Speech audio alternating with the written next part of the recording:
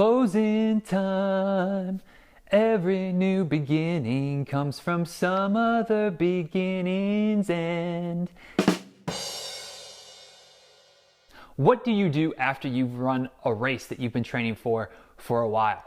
I know for myself, and I know for many runners out there, it can be a little bit of a letdown after we've been training for this race for 3 months, 4 months, 5 months with one big focus to run whatever that goal race is. And then after you cross the finish line, you get to your medal and there's that high, there's that sense of accomplishment. Usually a day or two later, it's followed by a sense of, what now?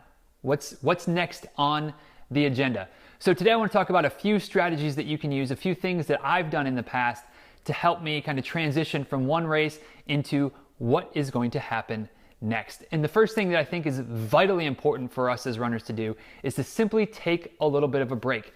Allow our bodies to recover from the training cycle that we've just been on and from the race that we've just run by doing some cross training, just doing some resting, getting some extra sleep at night, maybe doing some yoga, some strength training. There's so many options out there, but one of the best things you can do after a race is to simply not run for a week, 10 days, something like that. Still stay active, don't just lounge around, but a little bit of a break from running can be a very good thing. Another thing that you can do after a race is to sign up to volunteer at a future race. I don't think that we're ever more attuned to how awesome volunteers are until we see them out on the race course, out handing out water, out picking up the water cups that we just throw away instead of trying to throw into the trash barrel, handing out goos, handing out bananas. I mean, races couldn't be run without the strength of so many awesome volunteers. Another thing that I think makes a lot of sense to do after a big race is to kind of take a step back and reprioritize or reset your goals going forward. Maybe you've just achieved a big goal, maybe you came up short, but after that goal race, it's just the best time to press pause and kind of come in with a fresh perspective of what does running look like going forward.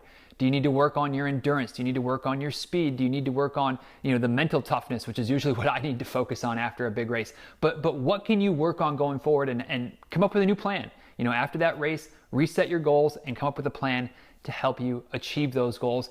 And that leads into the last thing that I like to do after a race, and that's to sign up for another race. Nothing helps me get out of bed and get out there and go for my training runs and my long runs like having a race on the calendar. And if you're anything like me, you know how important that race on the calendar is. After I ran my first marathon, I didn't have another race on the calendar, and I literally didn't run for like 4 months after that first race. So I learned from that mistake, and now I always try to have a race on the calendar, or at least one on the horizon. Even if I haven't officially signed up for it, I know that there's something coming up that I want to be training for, and that really helps me to stay motivated after running a race.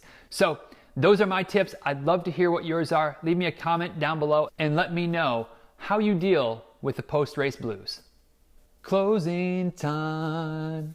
You don't have to go home, but you can't stay here.